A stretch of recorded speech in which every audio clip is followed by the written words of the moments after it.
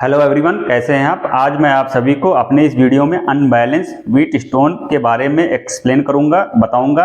अगर आप मेरे वीडियोस लगातार देखते हुए आ रहे होंगे तो इससे पहले जो मैंने आपको बैलेंस व्हीट स्टोन ब्रिज या फिर व्हीट स्टोन ब्रिज होता क्या है और व्हीट स्टोन ब्रिज का यूज कहाँ पे किया जाता है और उसमें एक टाइप जो कि बैलेंस टाइप का व्हीट स्टोन ब्रिज मैंने आपको एक्सप्लेन किया है और उसके ऊपर मैंने कई सारी प्रॉब्लम्स भी प्रैक्टिस करा रखी हैं। वीडियोज आप मेरे प्लेलिस्ट में जाकर के देख सकते हैं और बैलेंस व्हीट स्टोन संबंधित जितनी भी इंफॉर्मेशन है जो आपको किसी भी एग्जाम में काम आ सकती है, आप वहां से सीख सकते हैं। आज के इस वीडियो में हम लोग अनबैलेंस व्हीट स्टोन ब्रिज होता क्या है और किसी भी एग्जाम में, खासकर से जब हम लोग किसी भी टेक्निकल एग्जाम्स में बैठते हैं, चाहे वो रेलवे हो या फिर यूपीपीसीएल या एसएससी जेई का एग्जाम हो, वहां पे अनबैलेंस से अगर क्वेश्चन आते हैं तो कौन कौन से क्वेश्चंस यहां से बन सकते हैं और उन क्वेश्चंस को कैसे हम कम से कम समय में सॉल्व कर सकते हैं, इस वीडियो में बहुत अच्छी तरीके से सीखेंगे। वीडियो थोड़ा सा लंबा होने वाला है, लेकिन मैं आपको प्रॉमिस करता हूं कि अगर आप मेरा ये वीडियो शुरू से लेकर आखिरी तक देख लेते हैं तो अनबैलेंस व्हीट स्टोन ब्रिज से संबंधित अगर कोई भी प्रॉब्लम एग्जाम में पूछी जाती है तो आप उसको 100% सॉल्व करके आएंगे। तो हम लोग अपना डिस्कशन स्टार्ट करते हैं। मैंने टॉपिक का नाम यहाँ पे लिख रखा है अनबैलेंस व्हीट स्टोन ब्रिज और ये एक हमने व्हीट स्टोन ब्रिज यहाँ पे बना रखा है। तो व्हीट स्टोन ब्रिज होता क्या है कि चार जो रेजिस्टेंस होते हैं वो इस पैटर्न में कनेक्टेड होते हैं। ये बेसिक सर्किट मैंने आपको पुरानी वीडियो में भी एक्सप्लेन कर रखा है। तो यहाँ पे मैंने चार resistance P, Q, R, S और ये एक जो नोड है A और B नोड, यहां से हमारा एक वोल्टेज सोर्स या सप्लाई जिसको कह सकते हैं कनेक्टेड है और जो दूसरे जो अपोजिट नोड्स हैं वहां पे एक गैल्वेनोमीटर जो कि एज अ डिटेक्टर का काम करता है, यहाँ पे कनेक्टेड है। अब भाई बैलेंस और अनबैलेंस क्या होता है, किस बेसिस पे हम कह सकते हैं कि ये ब्रिज बैलेंस है या फिर अनबैलेंस है, तो इसको भी हम लोग समझते हैं। तो इसको मैंने यहाँ पे पॉइंट वाइज लिख रखा है। अगर बैलेंस व्हीट स्टोन ब्रिज की बात करेंगे तो बैलेंस व्हीट स्टोन ब्रिज में क्या होगा, जो ये गैल्वेनोमीटर है, इस गैल्वेनोमीटर में जो डिफ्लेक्शन होगा वो क्या होगा, जीरो होगा। इसका मतलब क्या है कि इसमें कोई भी करंट नहीं फ्लो करेगी, मतलब इस वाले रास्ते से कोई भी करंट फ्लो नहीं करती है। तो इस टाइप का जो अरेंजमेंट कहलाता है उसको क्या बोलते हैं, बैलेंस व्हीट स्टोन ब्रिज।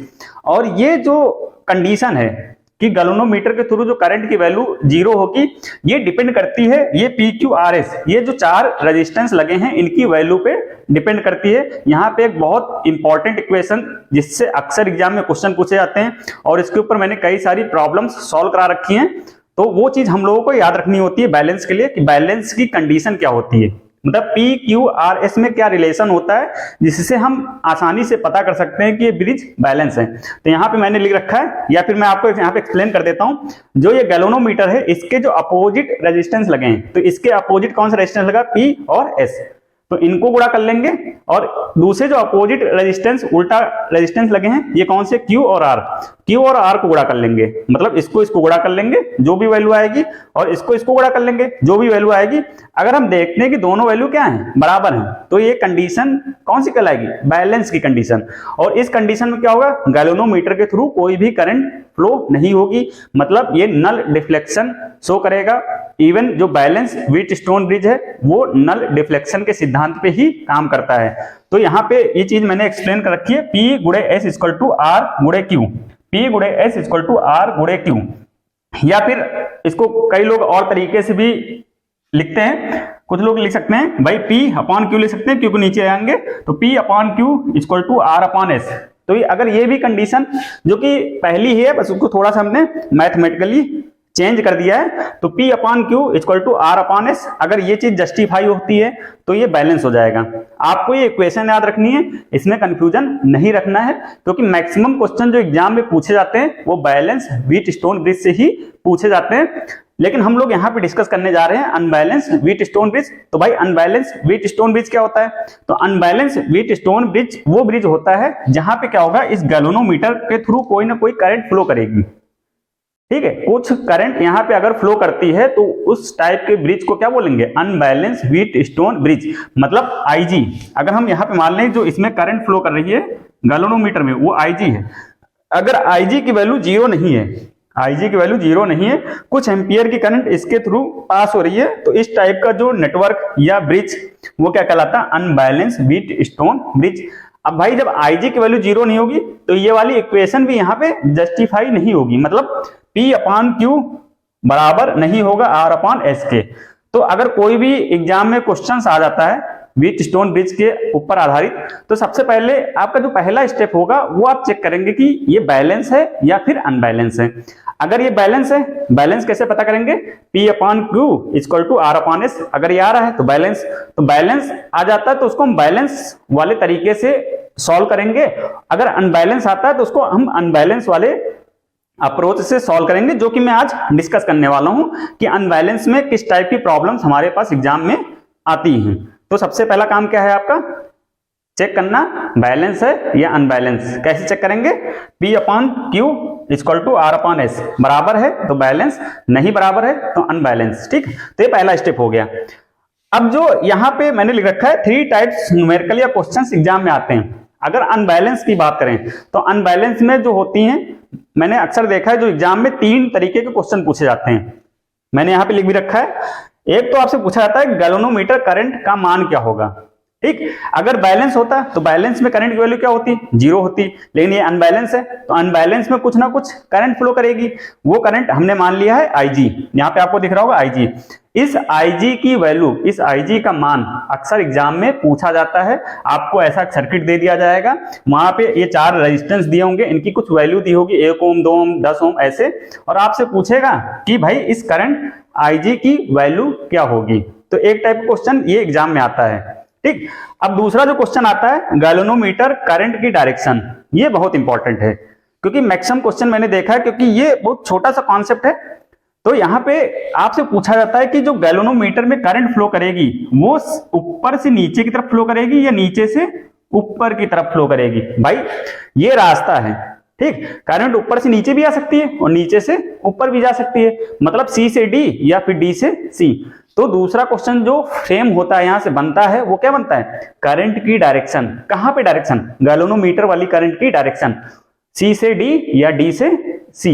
तो ये चीज मैंने लिख रखी है, C से D या D से C। तो दूसरा क्वेश्चन ये बनता है। तीसरा जो क्वेश्चन बनता है, आपसे पूछता है इक्विवेलेंट रेजिस्टेंस का मान। ये भी क्वेश्चन अक्सर एग्जाम में पूछा जाता है कि अगर इक्विवेलेंट रेजिस्टेंस की वैल्यू निकालना हो, किसके अक्रॉस, A और B पॉइंट के अक्रॉस। कई सारे हम लोगों ने क्वेश्चन इससे पहले किए हैं, जहां पे हमें समतुल्य प्रतिरोध या इक्विवेलेंट रेजिस्टेंस का मान निकालना होता था। वहां पे हमने कॉन्सेप्ट सीरीज, पैरेलल या फिर स्टार डेल्टा कनेक्शन या फिर बैलेंस व्हीटस्टोन ब्रिज का यूज करके आसानी से कैलकुलेट किया है। लेकिन अगर यही प्रॉब्लम आपसे अनबैलेंस व्हीटस्टोन ब्रिज में पूछ ली जाए तो उसको हम लोग कैसे निकालेंगे, इस वीडियो में हम ये भी सीखेंगे। तो आपको एक मोटा मोटा आइडिया हो गया होगा कि 3 टाइप के क्वेश्चन यहां से बनते हैं, करंट IG, गैल्वेनोमीटर करंट की वैल्यू, करंट की डायरेक्शन और इक्विवेलेंट रेजिस्टेंस का मान। ठीक, अब हम लोग क्या करेंगे भाई, कंपटीशन में क्या होता है, थ्योरेटिकल नॉलेज हमें प्रूफ यहाँ पे नहीं करना है, हम आपको यहाँ पे मेथड बताएंगे, शॉर्टकट ट्रिक्स बताएंगे, या फिर कह सकते हैं जो डेरिवेशन के बाद जो रिजल्ट आता है उस रिजल्ट की सहायता से हम कैसे तुरंत विद इन अ मिनट ये तीनों चीजें निकाल सकते हैं। यहाँ पे मैं आपसे वो अप्रोच डिस्कस करूंगा, ना कि पूरा थ्योरेटिकल नॉलेज। ठीक है, तो यहाँ पे अगर मैं बात करूं IG, अगर IG क्या है, गैल्वेनोमीटर करंट। कौन सी करंट, ये वाली करंट। अगर इसको निकालना तो ये इसका फॉर्मूला होता है VTH upon RTH plus RG। ये आप याद रखेंगे, VTH divided by RTH plus RG।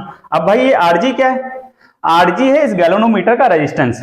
ठीक है, तो कभी कभार क्या होता है, जैसे कि मैंने यहाँ पे बना रखा है, ये यहाँ पे गैल्वेनोमीटर ना दे करके एक रेजिस्टेंस लगा देता है, बीच वाली ब्रांच में क्या लगा देता है, एक रेजिस्टेंस।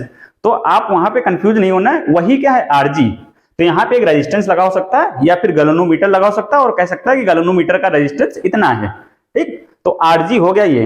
ओके, तो यहाँ पे VTH upon RTH plus RG, इसको आप याद रखेंगे। अब भाई ये VTH और RTH क्या है, क्योंकि RG तो दिया होगा एग्जाम में, RG हम वहां से आइडेंटिफाई कर लेंगे, तुरंत लिख लेंगे वैल्यू, उसको हमें कैलकुलेट करने की जरूरत नहीं है।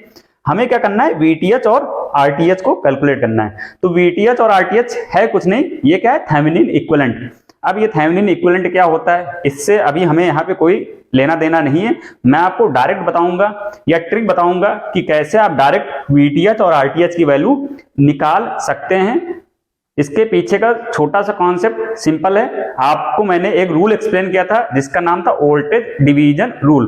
तो वोल्टेज डिवीजन रूल को अगर हम लोग यहाँ पे देखें तो वोल्टेज डिवीजन रूल कहाँ लगता है, जो सीरीज सर्किट होते हैं। मान लो ये दो रेजिस्टेंस हैं, ये रेजिस्टेंस R1 है और ये रेजिस्टेंस R2 है, और यहाँ पे टोटल वोल्टेज क्या है, V है। ठीक है, तो मैंने ये वाला कॉन्सेप्ट आपसे एक्सप्लेन किया था कि अगर हमें R2 के अक्रॉस V2 वोल्टेज है और R1 के अक्रॉस V1 वोल्टेज है, अगर हमें V2 निकालना है तो V2 कैसे निकालते हैं भाई, R2 upon R1 plus R2 और डिवाइडेड बाई V। ऐसे हम क्या कर सकते हैं, यहाँ पे V2 की वैल्यू निकाल सकते हैं। ऐसे हम यहाँ V1 भी निकाल सकते हैं, तो V1 के लिए क्या हो जाएगा, R1 upon R1 plus R2 multiplied by total voltage V। इसी कॉन्सेप्ट को यूज करके हम लोग यहाँ पे वोल्टेज की वैल्यू कैलकुलेट करेंगे या फिर थेवेनिन वोल्टेज की वैल्यू निकालेंगे। ठीक, तो यहाँ पे VTH क्या हो जाएगा, VTH को अगर मैं आपको यहाँ पे बताऊं तो ये इसको हम हटा देते हैं। ठीक है, यहाँ पे हम कर लेते हैं इसको ओपन सर्किट। ओके, तो यहाँ पे ये जो वोल्टेज होगा इसको बोलते हैं VTH, इसको क्या बोलते हैं VTH, और ये क्या होगा भाई VC माइनस का VD। अच्छा, हमने यहाँ पे डिफरेंस लगाया है, जो बड़ा होगा उसको पहले रख लेंगे। ठीक है, VD भी बड़ा हो सकता है और VC भी बड़ा हो सकता है, वो तो जब कैलकुलेट करेंगे तब निकल के आएगा। ठीक, तो यहाँ पे हम लिख सकते हैं VTH equal to VC minus VD या VD माइनस VC, जो भी बड़ा है उसके हिसाब से हम लोग माइनस कर लेंगे। ठीक, आगे पीछे कर लेंगे। तो अब यहाँ पे हमारा पर्पस क्या है, हमें VC निकालना है। तो VC क्या है, VC है ये वाला वोल्टेज। यहाँ पे अगर मैं आपको शो करूं कौन सा वोल्टेज है, ये वाला वोल्टेज, और VC क्या है हमारा, VD क्या है, ये वाला वोल्टेज। देखो ये वाला वोल्टेज ना VD। ठीक, अगर अब मैं इस सर्किट को दोबारा बनाऊं तो देखो ये दो रेजिस्टेंस है सीरीज में कनेक्टेड है। देखो ये इस टाइप से ये दो रेजिस्टेंस सीरीज में कनेक्टेड है और हमें VD निकालना है। तो VD निकालने के लिए ये देखो, एक यहाँ पे जो लोग गलती कर देते हैं या फिर कंफ्यूजन हो जाता है, मैंने यहाँ पे VD या VC की जो वैल्यू लिखी है, सबसे पहले हम लोग VC देख लेते हैं। VC अगर निकालना है तो VC क्या होगा, R upon R plus P। जैसे कि यहाँ पे देखो, अगर हमें V2 निकालना है तो R2 upon R1 plus R2। ठीक, अगर इस वाली ब्रांच को मैं यहां फिर से बनाऊं, देखो ऐसे इस टाइप से, इसको मैं अच्छे तरीके से समझा देता हूं जिससे कि आपको ये कभी भी इसमें कोई कंफ्यूजन ना हो। तो ये P है, ये रेजिस्टेंस क्या है R है, और ये हमारा क्या है VC है। देखो ये वाला VC ना, इसको हमने ऊपर कर दिया, और इससे जो कनेक्टेड है हमारा एक सप्लाई कनेक्टेड है ना, ये आपको दिख रहा होगा। सेम अभी हमने ये वाला इतना पोर्शन हटा दिया है तो कुछ सर्किट ऐसा बन जाएगा।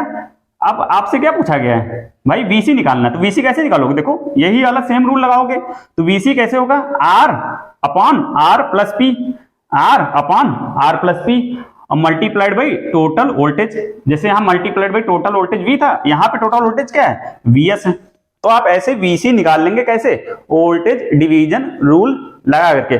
बहुत इंपॉर्टेंट है, आप में कोई भी कंफ्यूजन नहीं रहना चाहिए। VC कैसे निकालेंगे, एक चीज और, यहाँ पे P के ऊपर नहीं ले रहे हैं, R के ऊपर ले रहे हैं, ये भी चीजें आपको समझ में आना चाहिए। ठीक, हमेशा एक चीज आप याद रखो, जो माइनस से कनेक्टेड है, यहाँ भाई से सप्लाई लगी होगी ना, ये उल्टा भी लगी हो सकती है, सीधा भी लगी हो सकती है। तो ये माइनस से कौन से रेजिस्टेंस कनेक्टेड है, देखो यहाँ पे माइनस से एक ये वाला रेजिस्टेंस कनेक्टेड है और एक ये वाला रेजिस्टेंस कनेक्टेड है। तो माइनस है तो यहाँ पे क्या आ जाएगा माइनस, और यहाँ पे क्या आ जाएगा प्लस। ठीक, तो माइनस से ये दो रेजिस्टेंस कनेक्टेड हैं। ठीक, तो माइनस से जब ये दो रेजिस्टेंस कनेक्टेड है तो VC निकालेंगे तो माइनस वाला ऊपर रखेंगे। ठीक, R upon R plus P। यहां पे कई लोग गलती कर देते हैं, फिर उनका आता हुआ क्वेश्चन गलत हो जाता है। कैसे रखना है, R upon R plus P। कैसे इस चीज को याद रखना है, माइनस के साथ जो कनेक्टेड हैं उन वाले रेजिस्टेंस को हमें ऊपर रखना है। जब VC निकालेंगे तो VC ये वाली ब्रांच ना, इसमें वोल्टेज डिवाइड हो रहा है ना, तो VC निकालेंगे कैसे, R upon P plus R multiplied by total voltage. ऐसे में VD निकालना है तो VD में दो रेजिस्टेंस है, कौन सा ऊपर रखें, तो कौन सा ऊपर रखें भाई माइनस वाला। ठीक, S upon S plus Q, देखो S upon S plus Q और मल्टीप्लाइड बाई टोटल वोल्टेज। ऐसे आप VC और VD निकाल लेंगे। आई थिंक कोई भी डाउट आपके अंदर नहीं रहा होगा। अगर डाउट है तो आप ये वीडियो फिर से देख लीजिए, तो आपको ये चीजें और अच्छे तरीके से समझ में आ जाएगी। सिंपल हमने क्या किया, यहाँ पे वोल्टेज डिवीजन रूल लगाया है। यहाँ पे बस कई लोग गलती यही कर देते हैं कि कौन सी वैल्यू ऊपर रखें, कौन सी वैल्यू नीचे रखें, तो उसमें कोई कंफ्यूजन नहीं होना चाहिए। मैंने आपको बता दिया है, आप एक चीज फॉलो करो, माइनस से जो रेजिस्टेंस कनेक्टेड है दो दो रेजिस्टेंस प्लस से कनेक्टेड होंगे, दो क्या होंगे माइनस से कनेक्टेड होंगे, तो माइनस वालों को ऊपर रखना है, ठीक। तो R upon P plus R और S upon S plus Q, नीचे तो ऐड रहेगा, दोनों रेजिस्टेंस का योग रहेगा। अब ये भी मत कर देना आप R upon S plus R कर दो, माइनस माइनस वाला ही कर दो, तब भी गलत हो गया आपका क्वेश्चन, ठीक है। आपको VC निकालना है, VC क्या है, इस वाली ब्रांच में वोल्टेज डिवाइड हो रहा है ना ये, तो R upon P plus R। VD निकालना, तो VD कौन सा, ये वाला है, ठीक। तो S upon S plus Q, ठीक।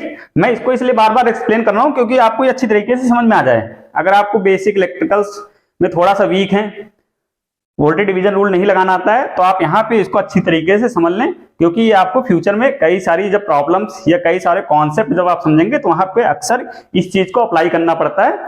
तो यहां से आपने क्या निकाल लिया, VC और VD। जैसे आपने VC VD निकाल लिया तो दोनों माइनस कर लेंगे, तो क्या निकल आएगा, VTH। बहुत इजी। अब RTH निकालना है, तो RTH निकालना बहुत आसान है। RTH में क्या करना होता है, जो VC में दो रेजिस्टेंस हैं R और P, या ये कह सकते हैं इस वाली ब्रांच में ये दोनों क्या हैं, इनका पैरेलल निकाल लेंगे, R और P का, और Q और S का पैरेलल निकाल लेंगे। तो R और P का पैरेलल निकाल लेंगे और S और Q का पैरेलल निकाल लेंगे। अब इसमें भी आपको कोई कंफ्यूजन अपने अंदर नहीं रखना है, मैं आपको बताता हूं। यहाँ पे आप सिंपल एक चीज, एक ट्रिक अपनाइए, जो रेजिस्टेंस VC में है उन्हीं को पैरेलल कर लेंगे, जो रेजिस्टेंस VD में है उन्हीं को क्या कर लेंगे, पैरेलल कर लेंगे। पैरेलल मतलब पैरेलल में रख करके सॉल्व कर लेंगे, उनका इक्विवेलेंट निकाल लेंगे। जैसे कि पैरेलल का इक्विवेलेंट कैसे निकालते हैं, अगर दो रेजिस्टेंस पैरेलल में है तो उनका इक्विवेलेंट निकालते हैं R1 R2 upon R1 plus R2, यही सिंपल सा फॉर्मूला होता है, ठीक। इसको मैंने बता रखा है पुराने वीडियो में। तो R और P का पैरेलल निकाल लेंगे, मतलब R गुणे P upon R plus P। ऐसे S और Q का पैरेलल निकाल लेंगे, S गुणे Q divided by S plus Q, और फिर इन दोनों को ऐड कर देंगे, तो वहां से हमारा क्या निकल आएगा, RTH। अब एग्जाम में जब बैठते हैं तो वहां बड़ा कंफ्यूजन हो जाता है। क्या कंफ्यूजन होता है कि भाई किसका पैरेलल निकालें, इसका निकालें, इसका निकालें, कैसे निकालें, ठीक है। तो उसको कंफ्यूजन नहीं रखना है, चीजों को सिंपल रखना है। सिंपल क्या है, जो VC में है दो रेजिस्टेंस उन्हीं का पैरेलल निकाल लो, और जो VD में दोनों रेजिस्टेंस उन्हीं का पैरेलल निकाल लो। सिंपल, इससे हम RTH निकाल लेंगे और उन दोनों को ऐड कर देंगे तो हमारा RTH निकल आएगा। जैसे हमारा RTH निकल आएगा, हम क्या कर देंगे, इस फार्मूले को लगा देंगे। फार्मूला क्या है, IG equal to VTH upon RTH plus RG। RG बहुत इंपॉर्टेंट है, कई लोग क्या करते हैं जल्दीबाजी में RG को भूल जाते हैं, क्योंकि उन्होंने सारी मेहनत कहाँ की, VTH और RTH निकालने में। RG तो उनको दिया हुआ था पहले से, जब कोई चीज दी हुई है पहले से तो उस पर उनका ध्यान रहता नहीं है। जब ध्यान नहीं रहता तो क्या होता है, जो फाइनल उनका आंसर आता है वो गलत हो जाता है। तो आपको RG भी ध्यान रखना है। RG क्या है, जो बीच वाला रेजिस्टेंस है, या फिर जो गैल्वेनोमीटर का जो इंटरनल रेजिस्टेंस है, आंतरिक प्रतिरोध है, जो कि मैंने यहाँ पे शो किया है, ठीक। मतलब ये वाला क्या है, ये गैल्वेनोमीटर की जगह अगर यहाँ पे एक रेजिस्टेंस लगाते हैं, इसकी वैल्यू क्या है, RG, तो यही है RG, इसको भूलना नहीं है। इसको अगर आप भूल गए तो क्वेश्चन आपकी सारी मेहनत बेकार गई। अब जो दूसरा क्वेश्चन यहां से पूछा जाता है, आई थिंक पहला वाला तो आपको बहुत अच्छे तरीके से समझ में आ गया होगा। दूसरा पूछ लिया जाता है कि भाई ये जो करंट है IG आपने निकाला, ये ऊपर से नीचे जाएगी या नीचे से ऊपर जाएगी। तो अगर आप ये समझ गए तो ये तो बहुत आसान है। कई सारे वीडियोज आप देखेंगे, अलग अलग तरीके से एक्सप्लेन किया गया है, कुछ लोग इसको शॉर्टकट ट्रिक्स से बताते हैं, ठीक। लेकिन आप बेसिक्स पे जाइए। करंट ऊपर से नीचे कब आएगी, जब यहां का वोल्टेज ज्यादा होगा और यहां का वोल्टेज कम होगा, क्योंकि करंट हमेशा क्या होती है, हाई वोल्टेज से लो वोल्टेज की तरफ फ्लो करती है। सिंपल सा बेसिक्स हमारा क्या कहता है, भाई करंट हमेशा हाई वोल्टेज से लो वोल्टेज की तरफ जाती है। अगर आपने VC निकाला और VD निकाला, VC VD मैंने आपको बता दिया कैसे निकालना है। तो अगर VC की वैल्यू ज्यादा है VD से, मतलब VC की वैल्यू VD से ज्यादा, तो करंट कहां से आएगी, C से D की तरफ आएगी, क्योंकि ये वाला वोल्टेज ज्यादा हो गया, ये वाला वोल्टेज कम हो गया, तो करंट अपर से बॉटम की तरफ आएगी, मतलब C से D आ जाएगी। अगर आपने निकाला VD की वैल्यू ज्यादा आ गई, कैसे निकाला, इस फॉर्मूले की सहायता से, ठीक। अगर VD की वैल्यू ज्यादा आ गई तो क्या होगा भाई, करंट D से C की तरफ जाएगी, क्योंकि ये वाला वोल्टेज ज्यादा हो गया, ये वाला वोल्टेज कम हो गया।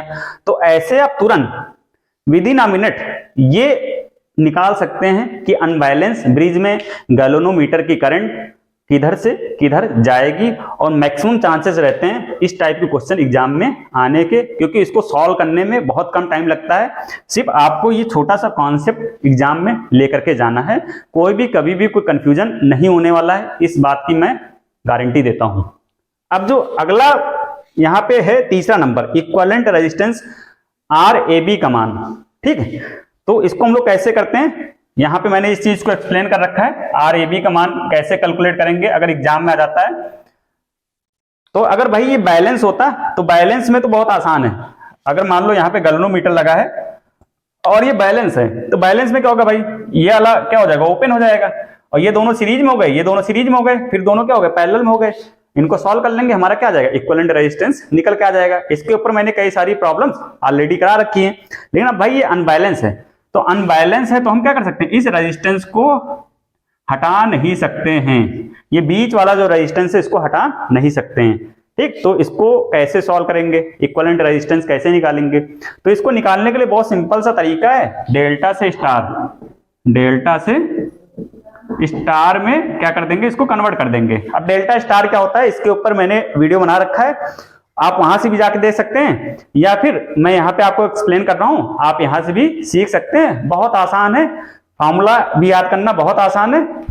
तो मैं यहाँ आपको इसको एक्सप्लेन करता हूं। मैंने इसी सर्किट को यहाँ पे बना लिया है, जो ये रेड कलर से दिख रहा है, रेड कलर वाला, ये हमारा पुराना सर्किट है, PQRS, और ये गैल्वेनोमीटर का रेजिस्टेंस RG है। और हमें क्या पूछा गया कि RAB का मान निकालना है। इस टाइप की अगर क्वेश्चंस एग्जाम में आते हैं तो इसको कैसे सॉल्व करेंगे, तो बहुत सिंपल है। ये आपको डेल्टा दिख रहा है, एक डेल्टा ये दिख रहा है, इन दोनों डेल्टा में किसी एक डेल्टा को हम क्या कर लेंगे, स्टार में कन्वर्ट कर लेंगे। तो डेल्टा कुछ ऐसे होता है और स्टार कुछ ऐसे बनाया जाता है, ठीक है।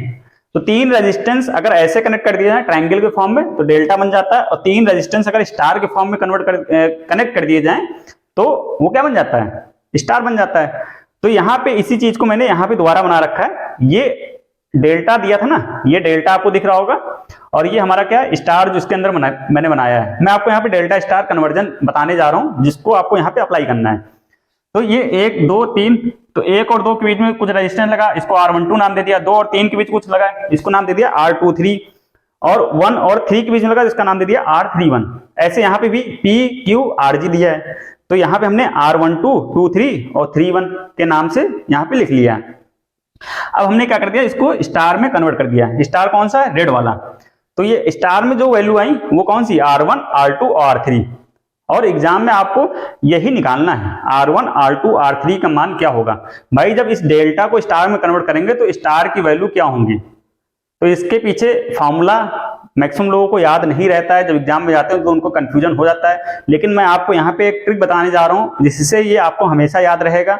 बस आपको चीजें प्रैक्टिस में रखनी है, एक आधे महीने में इसको रिवाइज कर लेना है तो ये ऑटोमेटिक याद रहेगा। तो यहाँ पे अगर आपको R1 निकालना है, R1 क्या है, स्टार, ये क्या है, स्टार की वैल्यू, और ये क्या है, डेल्टा, ठीक। तो R1 निकालना है, तो R1 देखो कहां से निकला, 1 से निकला ना, और 1 से डेल्टा में कौन कौन से निकले, 1 2 और 3 1, तो इन दोनों को गुणा कर देना है, R12 गुणे R31, और नीचे क्या कर देना, R12 plus R23 plus R31।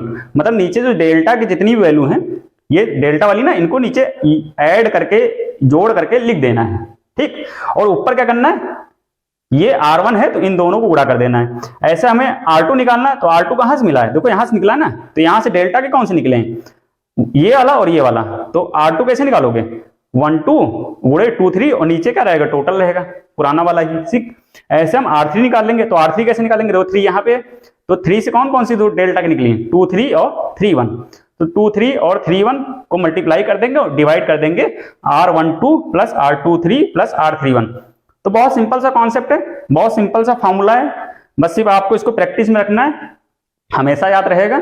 जैसे आप इसको कैलकुलेट कर लेंगे स्टार में, तुरंत आप क्या करेंगे, यहाँ पे डेल्टा को हटा देंगे। भाई हमने स्टार निकाल लिया, डेल्टा को हमने क्या कर दिया, हटा दिया, ये डेल्टा हमने हटा दिया। लेकिन डेल्टा को हटाने के बाद स्टार की वैल्यू लिख लेंगे, ये स्टार की जो भी वैल्यू आई, R1 यहाँ पे लिख लेते हैं, R3 और यहाँ पे R2, ठीक है। इनकी वैल्यू, इनकी सहायता से हम लोग कैलकुलेट कर लेंगे। अब जैसे आप ये करेंगे तो आपको क्या दिखेगा, देखो यहां से करंट चली, ऐसे गई और ऐसे गई, तो ये दोनों क्या हो गए, सीरीज में हो गए ना, सीरीज में, और ये दोनों क्या हो गए, सीरीज में हो गए। ठीक, अब क्वेश्चन आपका बहुत आसान बन गया। तो दोनों को ऐड कर लेंगे, इन दोनों को ऐड कर लेंगे तो इनकी जगह क्या आ जाएगा, एक सिंगल रेजिस्टेंस आ जाएगा। तो दोनों को ऐड करके एक हम यहाँ पे क्या लगा देंगे, एक सिंगल रेजिस्टेंस, उसकी वैल्यू क्या होगी, R1 प्लस R, ये R था ना, और S प्लस R3, इनको ऐड कर लेंगे तो यहां पे आ जाएगा एक सिंगल रेजिस्टेंस जिसका नाम हो जाएगा S प्लस R3। ठीक है, अब ये दोनों क्या हो गए, पैरेलल में हो गए, इनको पैरेलल में सॉल्व कर लेंगे तो इनकी जगह क्या आ जाएगा, एक सिंगल रेजिस्टेंस आ जाएगा। तो पैरेलल में सॉल्व कर लेंगे, जो भी वैल्यू आएगी, क्योंकि यहाँ पे हम लोग थ्योरी सीख रहे हैं, अभी न्यूमेरिकल नहीं सॉल्व कर रहे हैं, तो यहाँ पे R इक्विवेलेंट निकाल लेंगे। और वो कैसे निकालेंगे, पैरेलल वाला फॉर्मूला लगा करके। भाई दो रेजिस्टेंस पैरेलल में होते हैं तो ये वाला फॉर्मूला लगा करके आसानी से निकाल लेंगे। फिर ये दोनों क्या हो गए, सीरीज में हो गए, और इससे हमारा क्या होगा, फाइनल जो आंसर RAB निकल के आ जाएगा। तो इस तरीके से हम लोग इक्विवेलेंट रेजिस्टेंस भी निकाल सकते हैं। उसमें आपको लगाना क्या है, डेल्टा टू स्टार कन्वर्जन।